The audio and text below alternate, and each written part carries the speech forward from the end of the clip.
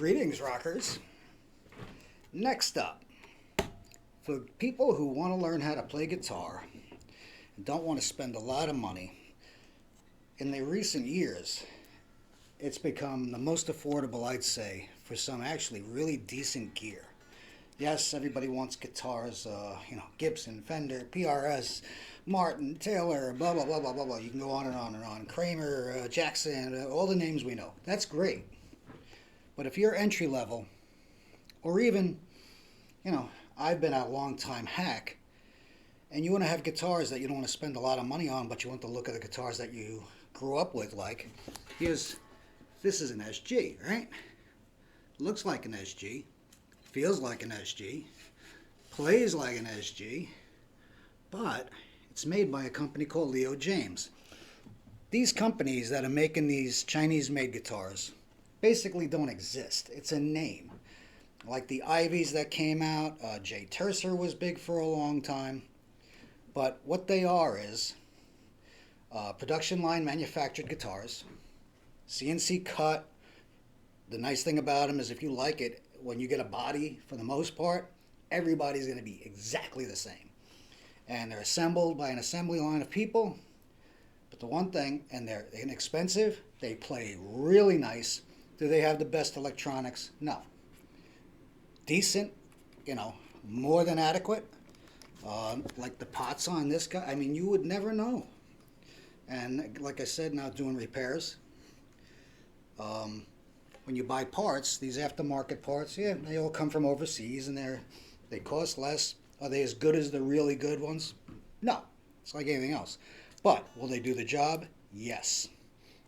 And you can save a ton of money. Here's one of my favorite guitars. Again, you can't get any more. They used to call these copies, and they were a lot back in the day. They had a lot of lawsuits. Ibanez was famous for it, but you're not going to get any closer to a Les Paul than this guy that I spent $170 on. Included shipping.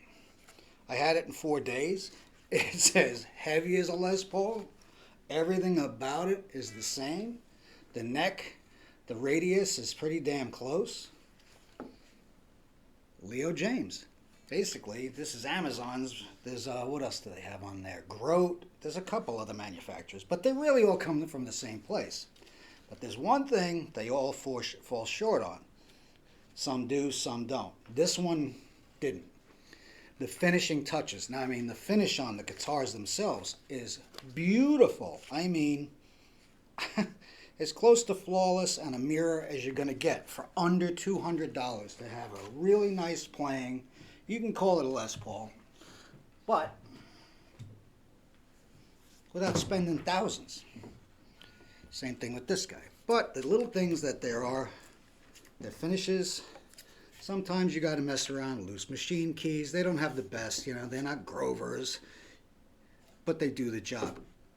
The other thing you can do with these guitars that I see a lot of people doing is they'll buy them and then they'll mod them and put a couple of $100 into it, whatever, $200, $300. Put the pickups you like in it, put the tuners you like in it. I've seen people change the trims, mess with the electronics, whatever, because in the end, if you screw it up, so what? You're out a couple of $100.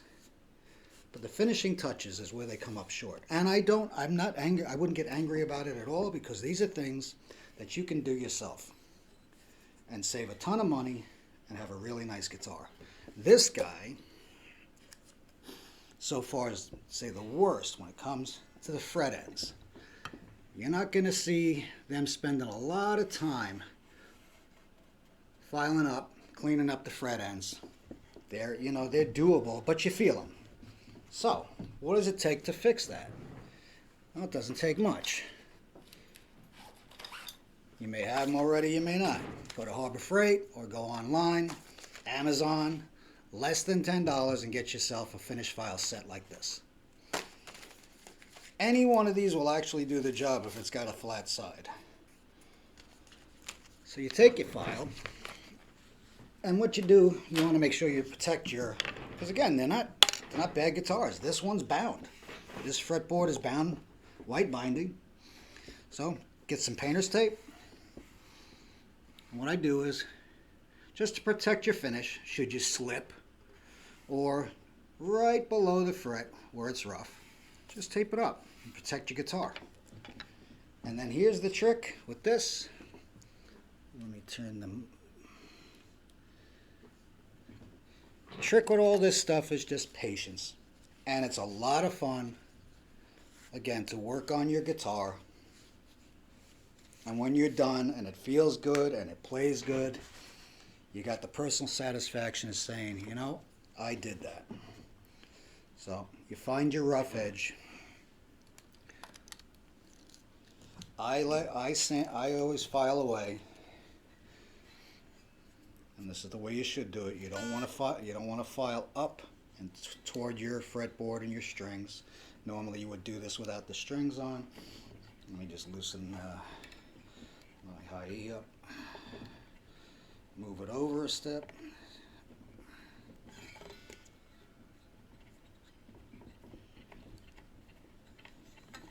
Just get her out of the way.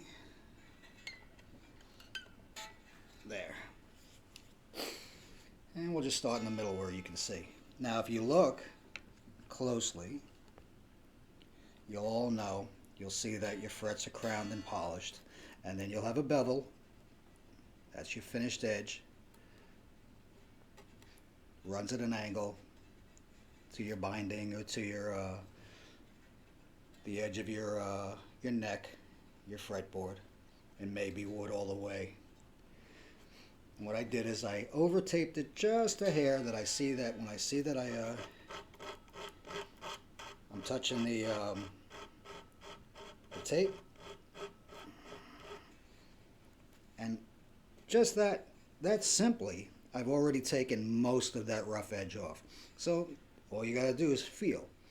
You run your finger this way. I'm catching something sharp here, so I know right here is a sharp edge. So again, gently, I'm going right down to the binding and taking that edge off. Most likely what they did is they take their nips and they didn't finish it. You can tell by looking, you don't see any grain or scoring from a tool. And I'm not pressing really hard. And just as simple as that, I've taken those burrs off. And if you're playing, and you're playing a lot and messing around, you don't want to be discouraged by being in pain. And there you go, one.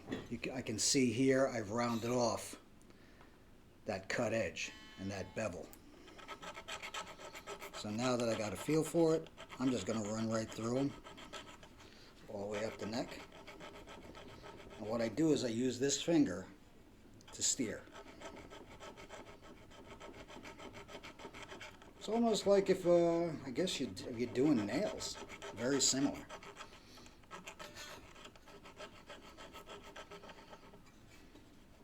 Done. And these suckers were sharp. I mean, I played it a few times and just bore through it. But was it fun after a while? Nah. And I've been waiting to do it until I get this little setup that I got now to show people how to. And it's even better if you can take more of a longer stroke, nice and gentle.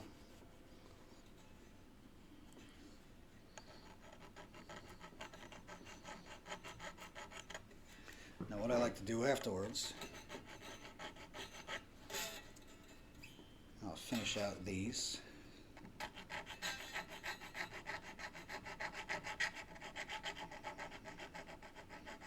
And you'll get a feel for it.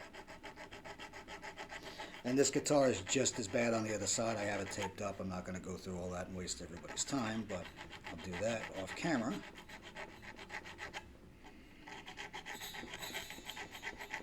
If you look at it, you've got basically two sides. One that curves from one side of the fret to the other, all the way up and over. And then you got a flat side right here. That's on the edge of the neck, and the bind runs with the binding. A little bit more. here. And again, I always say the rule of thumb is if you're fighting something, you're doing it wrong, take a step back, find out what it is that you're doing wrong. You should never have to fight anything. And you'll develop your own feel as you progress. If you notice I'm going a little faster and faster now that I got a feel for these frets.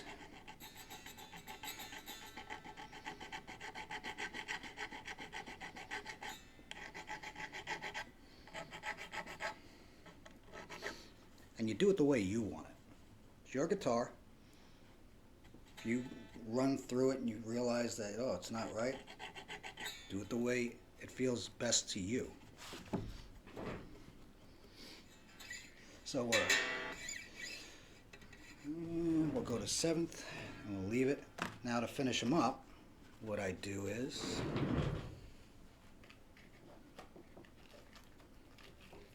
you don't have to, but it gives it finishes them nicely. Is take yourself a emery board for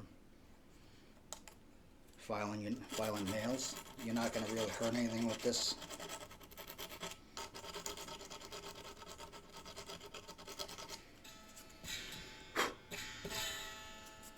I'm going to use the finer side.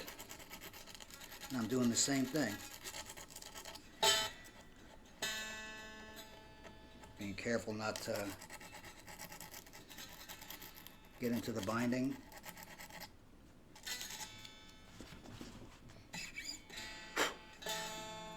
Or the fretboard. And if you do make a mistake and you get in there, you put a scratch in it, no big deal. It's not going to be deep. Grab yourself your, if you got your oil for your fret, if you bought the actual oils they sell you, or lemon oil, anything that you use on to condition your fretboard, your wood, hit it with that, wipe it off, you never see it again. So there, a simple lesson in filing off your fret ends to make them comfortable, not chopping, cutting through your fingers while you're playing.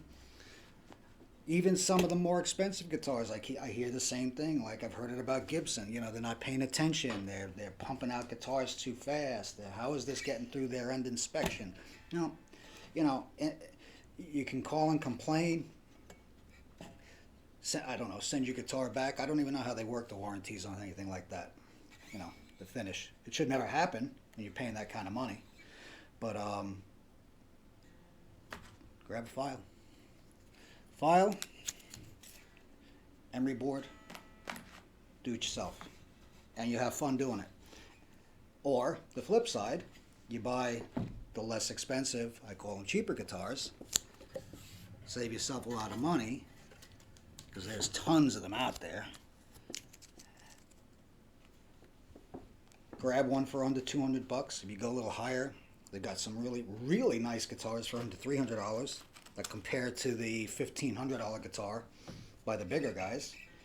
And don't get angry when you get it out of the box and you go, oh man, these fret ends really, just clean them up. Done. It's that simple. That's rock and roll. Do it for yourself. Peace.